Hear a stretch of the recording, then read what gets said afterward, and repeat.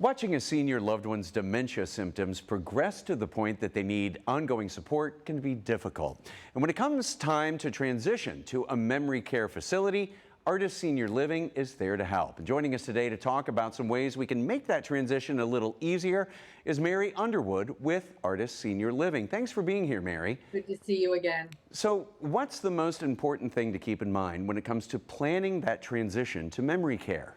Well, the best thing is probably too late for a lot of people, and that is start the conversation early. Start the conversation before there are issues happening, just to get a feel for what your loved one might want or not want before any disease process happens. However, a lot of families don't do that and oftentimes are dealt with having the conversation for the first time while they're in the middle of situations. So, it first is just subtly, asking your mom or dad or husband, whoever it is, how they're feeling.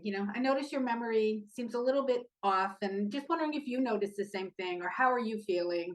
Because often adult children, spouses, caregivers, we go into it with our own agenda without ever really finding out what is that person experiencing themselves. And when it comes time to make the decision to transition to a memory care facility, at Artis, you talk about leading with compassion. What does that mean?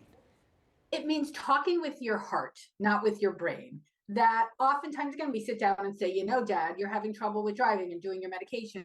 And we bombard them with facts, and it's just overwhelming. And oftentimes it can argue facts and say, I'm doing fine and I'm eating okay. But to enter with a conversation of, Dad, I'm worried about you. I'm concerned. I want what's best for you. So enter it from the emotional state and not the factual state, because when you do the facts, it becomes them against us, versus going into it with, I'm worried, I'm concerned, I care about you. Those things are hard to argue with someone.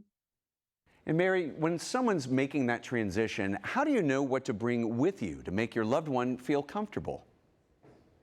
Well, it's really important to understand. You hear a lot of communities say, we want it to be home-like.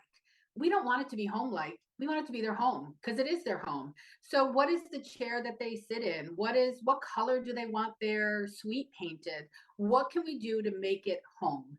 And families often too will be like, I'm going to buy mom a new this, that, and the other thing. And it's, if mom's bathrobe is 30 years old and she's comfortable, don't buy mom another bathrobe. So, and also, again, include the person as much as possible when possible. Mom, which pictures do you want to bring? What blanket do you want to bring?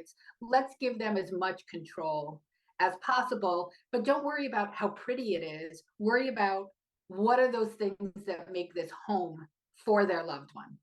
All our communities have, we have our director of marketing who helps with everything prior to the move-in. We also have our director of health and wellness, and we have a unique position, director of the Artis Way experience.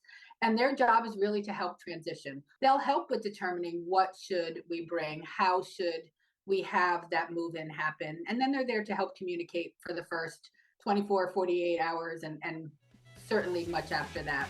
We understand it's your first time doing it, but we've done it many times and want to help make that transition as smooth as possible, because it is a challenge.